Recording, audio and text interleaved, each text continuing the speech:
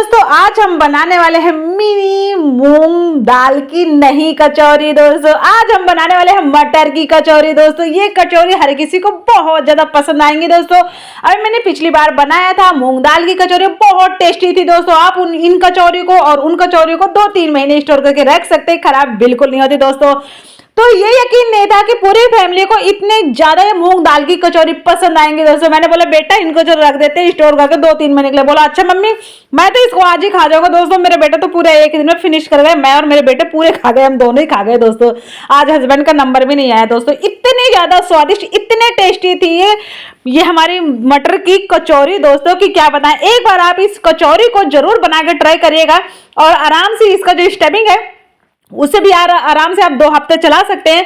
और जो कचौरी है आराम से इसे आप 2 महीने यूज कर सकते हैं, 2 महीने में बिल्कुल भी खराब नहीं होती है। दोस्तों बिल्कुल आसान तरीका है, इजी तरीका है। आपके सामने बड़े बड़े हलवाई रेस्टोरेंट में भी फेल हो जाएंगे, हकीकत में बता रहे हैं। दोस्तों घर में ही आप बहुत ही अच्छे से बना के सर्व कर सकते हैं। दोस्तों तो राम राम दोस्तों, मैं हूं दिव्या फूड चैनल में आप सभी का स्वागत है। आई होप आप सब अच्छे और खुश रहे, हमेशा निरोगी रहे। दोस्तों तो आइए हम आपको फटाफट रेसिपी दिखा देते हैं। दोस्तों तो यहाँ पे हमने ले लिया है 1 कटोरी मटर। दोस्तों इसे हमने गर्म गर्म पानी में ऐड कर दिया था बॉईल होने के लिए। इसे हम 2-3 मिनट के लिए हाई फ्लेम में छोड़ देंगे।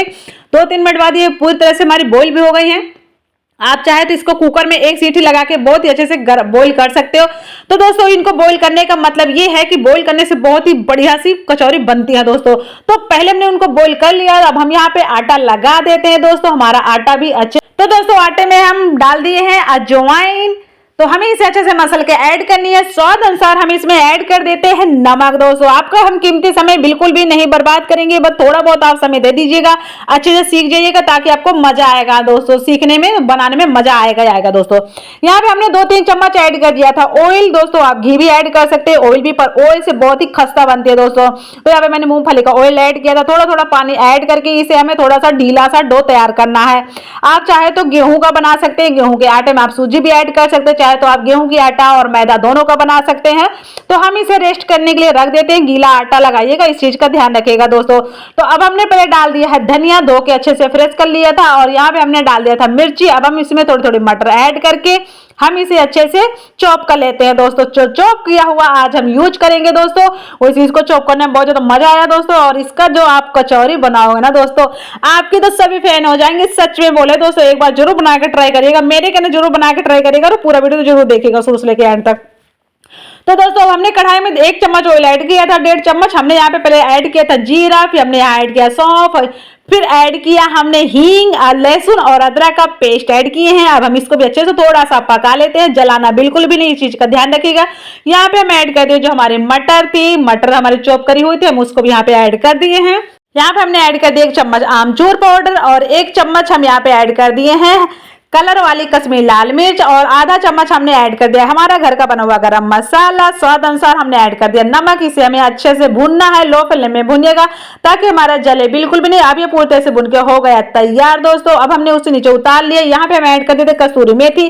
कस्तूरी मेथी से बहुत ही अच्छा सा फ्लेवर आता है, इसलिए मैं कस्तूरी मेथी जरूर ऐड करती हूँ। दोस्तों तो मैं इसकी क्या करती हूँ, बोल बना के रख लेती हूँ। दोस्तों आप जब इसका स्टफिंग बनाइएगा, ज्यादा बनाइएगा दोस्तों, आप बाद में भी इसकी बना सकते हैं, आलू के मतलब इसकी पराठे बना सकते हैं, आप इसकी कचौरी अब तो बना ही रहे, समोसे भी बना सकते हैं, और इसकी पराठे पूड़ी कुछ भी बना सकते हैं, बहुत टेस्टी बनते हैं। दोस्तों तो अब हम हमारा जो आटा है, मैदा है, हम उसकी छोटे छोटे बॉल्स बनाए हैं, लोई बनाए। दोस्तों अब उन्हीं लोई में हमें इन्हें इस तरह से रखना है, साइड से अच्छे से प्रेस करना है दोस्तों, ताकि ये बीच से बिल्कुल भी निकले नहीं। वैसे भी आटा तो गीला है, गीले आटे में अच्छे से प्रेस भी हो जाता है, आपस में चिपक भी जाता है, तो इस चीज का ध्यान रखिएगा, इसमें फटने वाला कोई चांस ना रहे। इसे आराम से करिएगा, आप एक्स्ट्रा रहे तो आप इस तरह से निकाल दीजिएगा।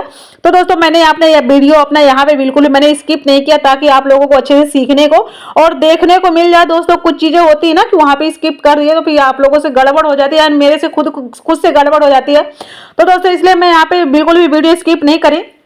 तो आप देख सकते हैं इस तरह से हमें करना है, और फिर एक दूसरी भी और दिखा देते हैं। तो इस तरह से करना है, आराम से इसको प्रेस करना है। प्रेस तो आराम से क्या कैसे भी कर सकते हो, पर हाँ इसको बढ़िया से प्रेस करना है। उसके बाद इसको हाथों से गादी से अपने जो हमारी हथेली होती है उससे अच्छे से चिपकाना होता है। और इसी तरह से हम सारी कचौरियों को बना लिए हैं, और अब हम इन्हें आते हैं, हमें लो फ्लेम में और जो हमारा तेल भी ज्यादा गर्म भी ना हो, बिल्कुल हल्का हल्का गर्म हो, उसमें डालिएगा और आराम से इसे लो फ्लेम में पकने दीजिएगा। 8 से 10 मिनट के अंदर एक बार हो जाएंगी पक के तैयार दोस्तों।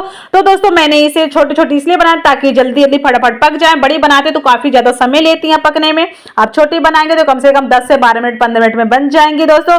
हमारी ये मिनी कचौरी हो गई 15-20 मिनट के अंदर हो गई, एक बार में बनके तैयार दोस्तों। अब ये सर्व करने के लिए तैयार है दोस्तों। इनमें समय बिल्कुल नहीं लगा। आप ग्रीन चटनी से खा सकते हैं, आप रेड चटनी से खा सकते हैं, आप चाहें तो इसमें समोसा टाइप भी बना सकते हैं, यानी इसमें प्याज वगैरह दही वही काट के डाल सकते हैं।